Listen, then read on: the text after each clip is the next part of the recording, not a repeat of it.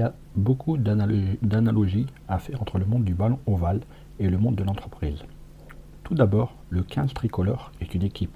Comme dans toute société, chacun a un rôle bien défini. Les avants travaillent pour les arrières, qui marquent les essais, généralement.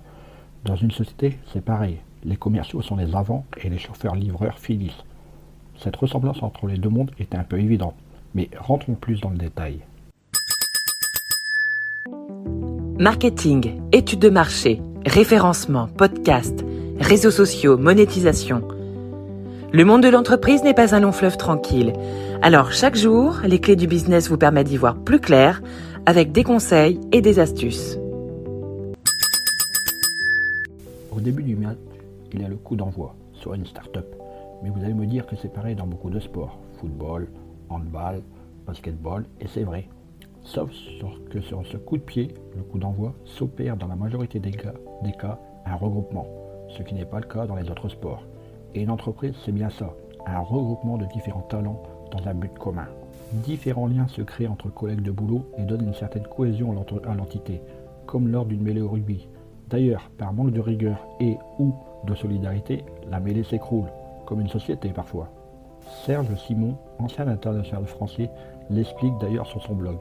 Le rugby est le seul sport dans lequel on doit se lier à son partenaire. Au rugby, pendant des centaines d'heures d'entraînement et de matchs, on vous fait travailler à la liaison, surtout pour les joueurs de devant. Pendant des heures et des heures, on vous apprend comment vous lier aux autres. Si vous n'êtes pas liés les uns aux autres pendant la mêlée, vous explosez. Vous êtes littéralement piétinés et broyés.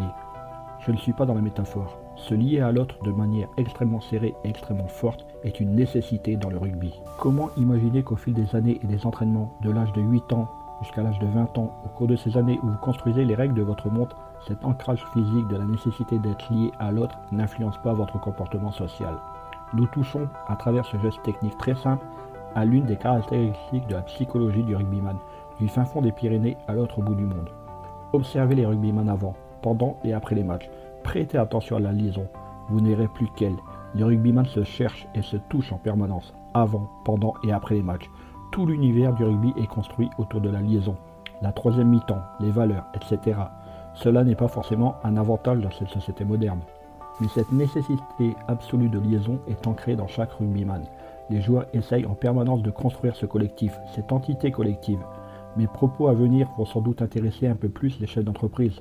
Les ressorts utilisés dans le monde du rugby pour créer cette osmose et ce collectif sont les mêmes que ceux de la vie en général. Chaque composante du rassemblement a une fonction précise. Les piliers, le talonneur, l'ouvreur.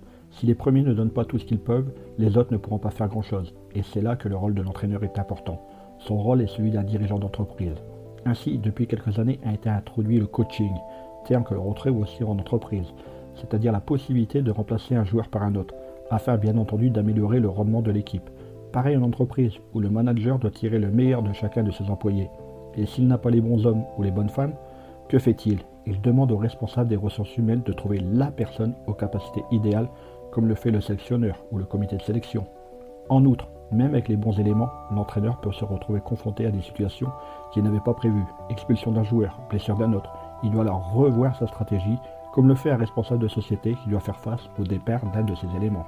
Tout ce que l'on met en place pour atteindre la première place, il arrive qu'on n'arrive pas à l'atteindre. Mais la défaite ne signifie pas pour autant l'élimination. Il y a quelques années, la France a ainsi été battue par la Nouvelle-Zélande en match de poule de Coupe du Monde et par les îles Tonga, mais arrivée en finale grâce au jeu des bonus offensifs et défensifs. Il n'est pas nécessaire d'être un colosse pour jouer au rugby. Chaque compétence sera utilisée à bon escient pour la réussite de l'entreprise. Et c'est uniquement ces compétences qui seront mises en avant et non pas les éventuels défauts d'un rugbyman. Il faut en faire autant dans une société et ainsi souder les uns et les autres. Dernier point, le respect.